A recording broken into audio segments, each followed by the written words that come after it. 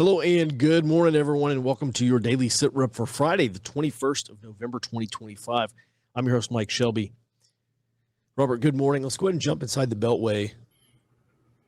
Starting with this, all right, so just a few days ago, we saw this video from a handful of Democrats, former military, and I think a CIA slash general intelligence veterans. I'm not sure where they're all from, but one was at least CIA. And it was a video urging members of the military and civil service not to comply with the illegal orders. And when pressed for which illegal orders they were specifically referring to, I think it was Jason Crow, former Army Ranger, went on Fox News and he was asked, or maybe it may not have been there, but he was asked, what illegal orders are you talking about? And of course, there are no specific answers yet. So President Trump yesterday fired back at this illegal order video. And what did he say? He called for these Democrats to be arrested and put on trial for seditious behavior. And I did see the response from these Democrats has been to basically say, what's the problem with refusing illegal orders? And I think this response from President Trump is, would play well with his base of voters, but it's going to be, I think, counterproductive. Specifically to disempowering this, as we've talked about, this incoming 2028 color revolution push and the Trump resistance 2.0, because I expect more messaging from the groups involved there, like Indivisible and Democracy, IID, to leverage this post and the calls from Trump personally for trials and his amplification of some messages on Truth Social about hanging these Democrats. I expect that to be very counterproductive for staving off that push for that push in 2028. Mm-hmm. I wonder at what point the MAGA base will say Trump is crying wolf over this, because this seems to be like something that some of the MAGA base wants to hear. I think some of them want Trump to do more. And most of what they gotten so far are strongly worded letters from Congress and social media posts, not a lot of action. Of course, that could be pending. So number one, I would just say, at what point is this going to be way more smoke than fire? The second thing is, let's go back to this video. In a sense, it's kind of pre-framing. It's kind of setting the stage to condition certain beliefs within the military that Trump is actually ordering them to do something illegal. And that's not for Congress to decide. Of course, that's for the courts to decide. I'm sure that won't be a problem for some of these judges. However, just looking forward, we still have 3 years of this before we get to the 28 election. This is going to be 3 years of indivisible and the Trump resistance and the Democrat members of Congress to build this narrative that Trump is lawless. So, Robert, do you have any thoughts on that? I think that the White House, especially people like Stephen Miller, are well aware that the base does want the Trump administration to do something, especially after the threats to this video, other threats to the Trump administration officials, and the assassination of Charlie Kirk. And there, I've seen a lot of politically activated people on the right asking the Trump administration, what are they actually doing? Especially bigger public commentators. And I think there is a chance that, like you said before, that they start to think that, the Trump administration is crying wolf. And eventually this is not only going to add fuel to the Trump resistance, but also depress the turnout of Trump's base heading into 2026, and then potentially J.D. Vance's run in 2028. Mm-hmm. Yeah. All right. Well, we're not going to get into the legal battle here, because I see a lot of people saying it was seditious behavior. I would go back to my question for those people is, when Oath Keepers was putting up billboards and sending out emails and doing these social media and blog posts telling troops under Obama not to obey illegal orders, was that seditious behavior? or was that an effort to ensure that the military did not follow unconstitutional orders from Obama, which were feared back then? I kind of put this almost as in the same category, but I'd say the big difference is back then the right was not building a color revolution against the Trump administration, but we are certainly seeing that now. All right, thanks for that, Robert. Let's go ahead and move on to these U.S. states being wary of China. This is coming from the National Governors Association chair, who's the Oklahoma governor, Kevin Stitt. He said that he is reluctant to allow Chinese-owned business ventures to come into Oklahoma, and he said other Republicans are telling him the same thing, other Republican governors. And he said he also thinks that Democrat governors are likely having the same concerns. I think this is a sign that we could see more potential for more pushback on these Chinese-owned, not only Chinese-owned businesses, but also the purchases of these pasture and farmlands and other investments near government facilities that have been a major national security concern for years now. And this would be if the states, including Democratic states, start turning on these Chinese investments. This could be a major reversal from the Biden era, where we saw states either disinterested in this or even the federal government at the time suing to stop some of these Republican-controlled states from banning Chinese land purchases. That we've also seen that the Trump administration has really boosted CFIUS, their authority over national security concerns on some of these land purchases. So I'm keeping an eye out to see where the momentum on that goes, because we might see a push against Chinese ownership of these critical pieces of land near U.S. facilities and critical infrastructure. Mm-hmm. And haven't states like, I think Florida, haven't some of the states already tried to take action, and the Biden administration stopped them, correct? Correct. All right. Finally, let's move here, because boycotts are a tactic in the color revolution. And so we're seeing a handful of these activist groups. They've been trying to foment these boycotts now for probably going back to definitely March, maybe earlier this year. And this is something that we've also seen from Indivisible, but 5051 and some other groups. And they're trying to launch this coordinated economic shutdown now. So what's that? So they're calling this the mass blackout.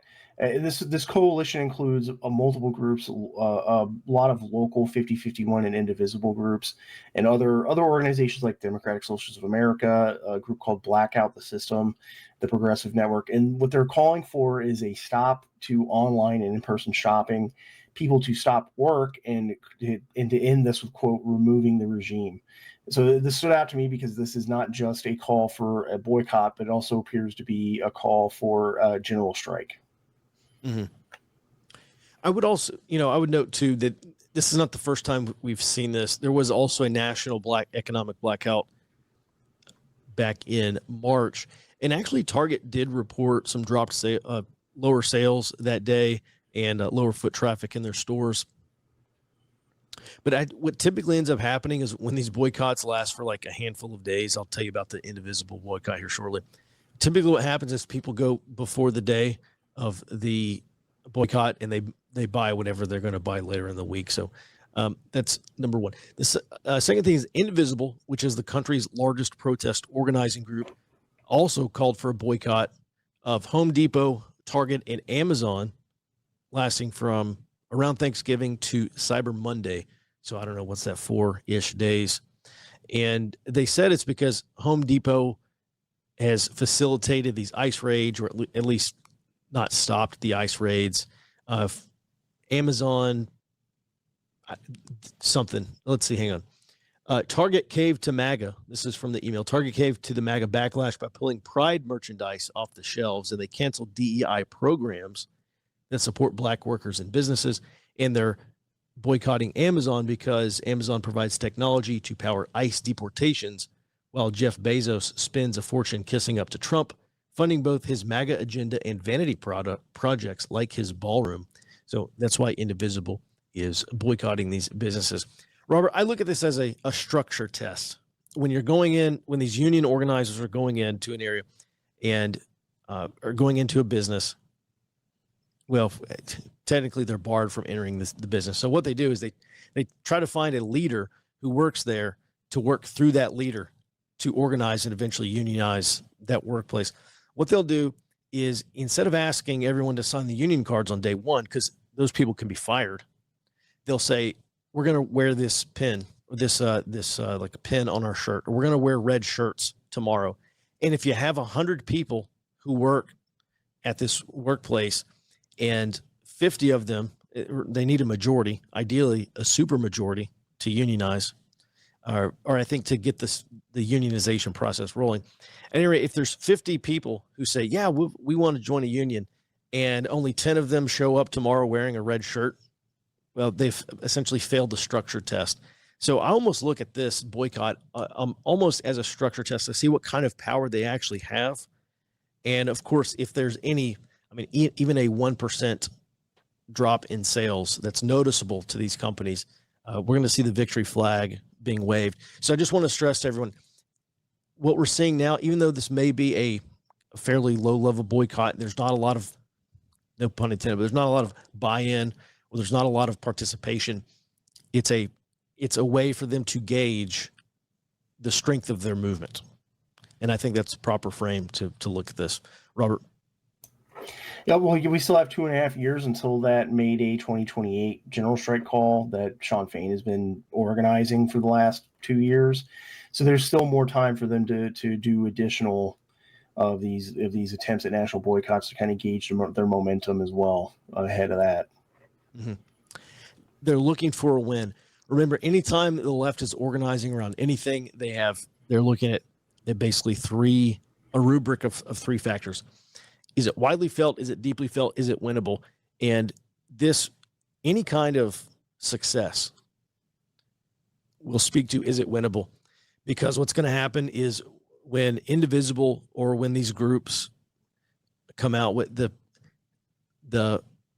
blackout the system, American opposition, money out of politics movement, if they can come out and they say, oh, look, we caused a 1% or 2% drop in single day sales at Target during this boycott, a lot of other people are going to say, oh, this thing actually has legs. Now I'm going to participate. Of course, those people actually have to be Target shoppers, but we will see, I guess in 2 weeks or so, we'll see how well this boycott goes.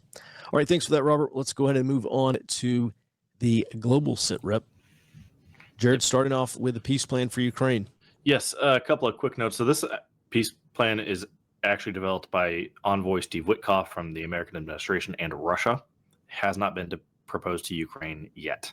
It does include territorial concessions, which Ukraine previously stated was a red line, but it sounds like the Trump administration is going to push for that no matter what. So I will be keeping eyes on, will this even be accepted? What will change during it? And then staying in Eastern Europe, we've covered Poland's steady degradation of relations with Russia. Poland's lower chamber of parliament voted to move the Russian embassy. This is basically the last bit of diplomatic sand from Russia in Poland, because they just shut down the last consulate this week. And that's due to their proximity to the Polish Defense Ministry. Now, this actually has a record. They've brought this up before. It's always been tabled because they didn't want to degrade relations with Russia. Here they're saying, nope, relations with Russia is not as important as national security at this point. So I think that gives a very good indication of where Poland is standing on Russia's aggression in Europe. And then down in Panama, the U.S. Embassy delivered a new command center and 2 cargo trucks to Panama's National Border Service yesterday. And this gift, per the ambassador, is intended to help coordinate operations more efficiently in response to threats more quickly and accurately. Now, this is part of an ongoing effort the U.S. has had under the Trump administration to more permanently secure Panama's southern border, which is the Darien Gap. And over the past couple of years, that's been functionally a major highway for illegal migration. This seems to be a little quid pro quo. The United States is going to do a little more for Panama if Panama does a little less with China, correct? I think so, and I've been keeping tabs on that delegation headed to Taiwan. There's a bit of a war of words over it, but it does appear to be happening, and it sounds like Taiwan's going to make a pretty big investment in Panama during it. All right. Thanks for that, Jared. Moving on, 430 protests this weekend, about average. I think we're seeing about 400 over the weekend. As always, take part of your Saturday morning, or some of these are on Saturday afternoon, and just go down and check it out. Even if you just drive past these people, go there and get the sentiment, see the kinds of things that they're saying. Of course, if they're handing out literature or pamphlets or anything like that, but take everything you can and look for signs, look for any organizations that are tabling out there. This is where the more radical elements, political radical elements like PSL or DSA, I've seen them locally here. So if you have them in your area, you need to know about them in your area. It's going to be on the tests next year. I keep talking about the spring offensive, starting in March, probably. Next summer and fall are going to be quite boisterous, not only because it's a midterm election, but because we are going to see these groups ramp up escalation, moving from protest, which is toothless and symbolic, into organized resistance. It is happening. They keep flashing these big red signals, and that's a lot of the things they're going to be doing over this winter when they're not out. Protests will continue, obviously, but I don't think we're going to see another National Day of Action from Indivisible. Probably not until March. And what are they going to be doing in the meantime? Training people. They have this training program called 1 Million Rising. I think that's what it's called. And they want to train 1 million activists to go back home and start resistance groups, basically resistance cells across the country. Now, this is going to be nonviolent resistance, but it is going to be the tactics are going to be things that they could get arrested for. Many of them will probably be arrested, which I think is probably a good thing for Indivisible next year, frankly. It's going to be beneficial to their messaging. Remember, as they try to build this narrative, this is the important part. All right, moving on. Over on the early warning side, we got our Homeland Ops briefing. We'll talk about regime change in Venezuela. Jared's been doing some digging, and anytime you're trying to find the likelihood or the probability of an event happening, in this case, regime change or some kind of change at the top of national leadership, you always want to start with history. What is the historical baseline? What is the historical rate of turnover in the Venezuelan government? And Jared's done some digging, and frankly, there's a pretty good case, very, very good case that we actually do end up seeing regime change. It may be voluntary. We'll break that down for Early Warning Network subscribers, Early Warning subscribers. Also, next month, we have the next big update coming out to the site. It's fantastic. We demoed it on Tuesday. It is going to be extremely useful as we get into next year. Remember, this whole thing that we want to build at Early Warning, and the reason why we're investing money and time and effort into building out tech, is because next year, 26, 27, 28, going to be absolutely nuts. And there are certain things that we can cover at the national strategic level here on this briefing and in our subscriber reports every morning. But the thing that we cannot do is analyze your area. So we're trying to help you do that. And that's what some of these new features of the new website are going to help you do. If you want to join us, head over to forwardobserver.com/trial. And listen, we're about to launch our Black Friday sale. It's our biggest sale of the year, and we have a ton of fantastic bonuses. If you want to get that email, go to forwardobserver.com/radar. Go sign up for that email list, and those emails will be coming out shortly. So the website is going to be huge. Hey guys, I'm not blowing smoke or pumping this thing up. There's nothing like this website. There is nothing like what we are building. Earlier this year, I hired a good friend of mine, Rob. He has a master's degree in AI engineering. He's building out this new website, building the tools that we'll be using for the next several years. It really is. It's going to be huge. All right. With that, everyone, we appreciate your support. Yes, it is an update like you've never seen before. Thanks for the support. Early Warning folks, please stand by. And Jared, please take us out.